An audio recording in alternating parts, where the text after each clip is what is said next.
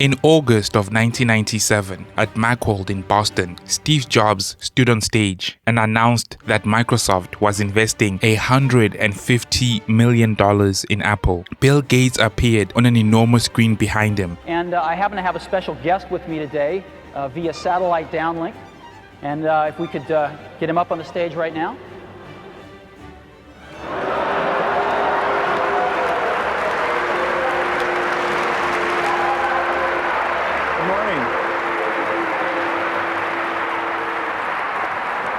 Bill Gates at the time was firmly the most hated man in the tech industry. By 1997, he stood as the world's richest man atop an empire that was built on the ruthless crushing of competitors and alleged anti-competitive behavior. I say alleged because at the time, the largest antitrust case in tech history was happening. It centered around Bill Gates' very empire, and it is the reason why Bill Gates was on that screen on that day. The narrative behind that $150 million investment was as follows. Apple was dying, and Microsoft stepped in to save it. An old rival giving one of its longest standing competitors money to keep the lights on long enough so that Microsoft itself could argue that it wasn't a monopoly and indeed had serious viable competitors in the industry. While this mainstream narrative is partly the truth, it's not the whole truth. The $150 million investment was in actual fact a settlement of a copyright dispute in which Apple accused Microsoft of using thousands of lines of its stolen source code. The reason why nobody remembers this narrative or the events of the story in this way is because both companies, Apple and Microsoft, had very strong reasons to let the story that would become the mainstream narrative stand. This is the story of how a media player ended up at the center of the most famous handshake agreement in computing, and why Steve Jobs had to stand on a stage and smile about it while his own customers jeered and his fiercest rival towered over his shoulder. This is the story of QuickTime.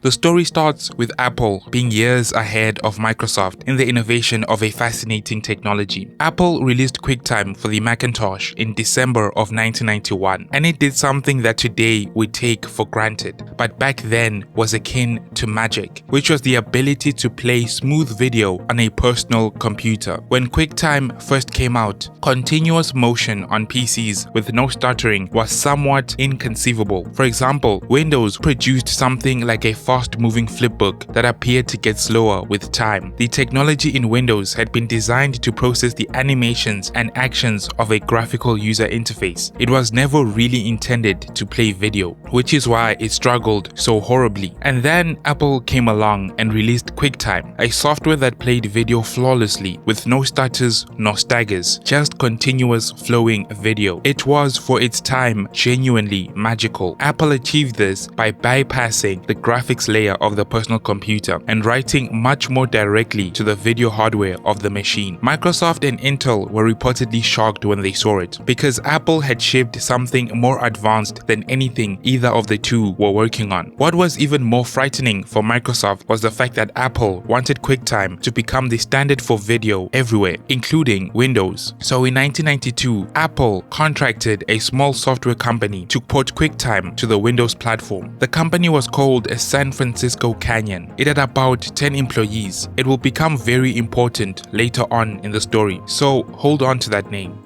For Gates, Apple intending to ship on Windows was already ringing alarm bells. Bill Gates had built his empire around controlling standards of the software industry, and he knew that even something as insignificant as a video player could create a crack in his empire that could one day lead to its collapse. So he had to control the media player standard, as he had already done with operating systems, office applications, and would later do with browsers. QuickTime for Windows shipped in November of 1992.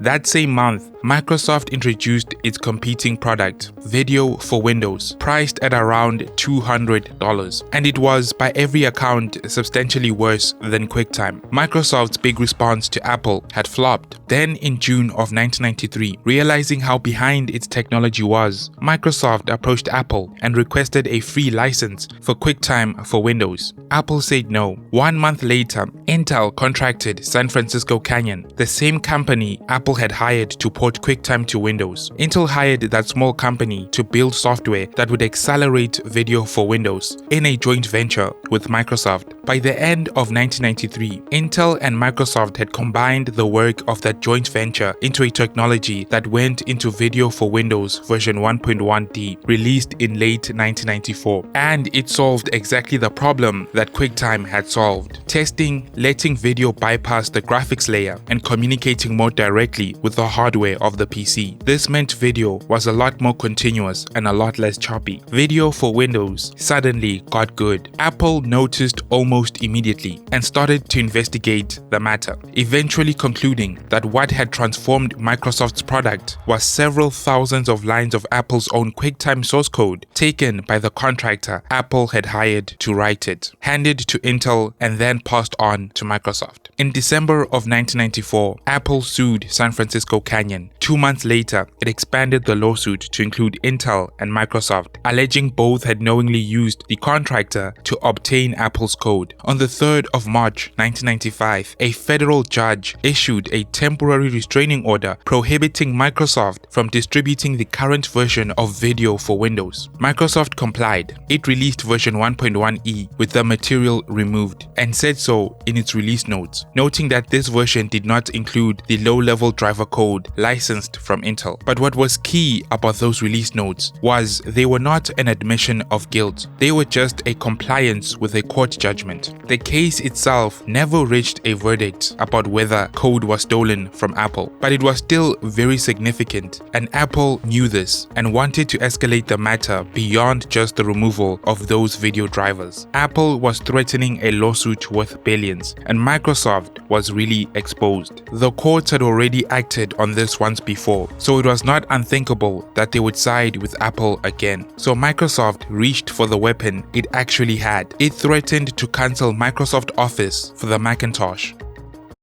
In the mid-1990s, a computer that could not run Word or Excel was not a serious business machine. It did not matter how good the hardware was. If the finance department could not open a spreadsheet sent from head office, that computer would simply never be purchased. There was no credible alternative to the Office suite for the Mac, and building one would have taken years. If Office for Mac disappeared, the Macintosh would be inviable for most of its remaining market, more or less overnight. Microsoft could not make Apple's lawsuit go away, but it could make Apple go away. Both sides understood the asymmetrical war perfectly, and all of this was happening while Apple was months from irrelevance, losing enormous sums, cycling through chief executives with no modern operating system, and a market that had stopped believing in it. By 1997, it had bought Next. Steve Jobs was back after 11 years, and he was in the middle of the most aggressive rescue operation of his career. Winning a lawsuit that would have concluded in 2001 is worth very little to a company that may not have existed by 1999. And Microsoft knew this, and they knew this well. On the 27th of June 1997, Ben Waldman, who ran Microsoft's Mac development, emailed Bill Gates that the threat to cancel Mac Office 97 was certainly the strongest bargaining point Microsoft had, and that he believed Apple was taking the threat very seriously. 4 days later, Gates called Gil Amelio, then Apple chief executive.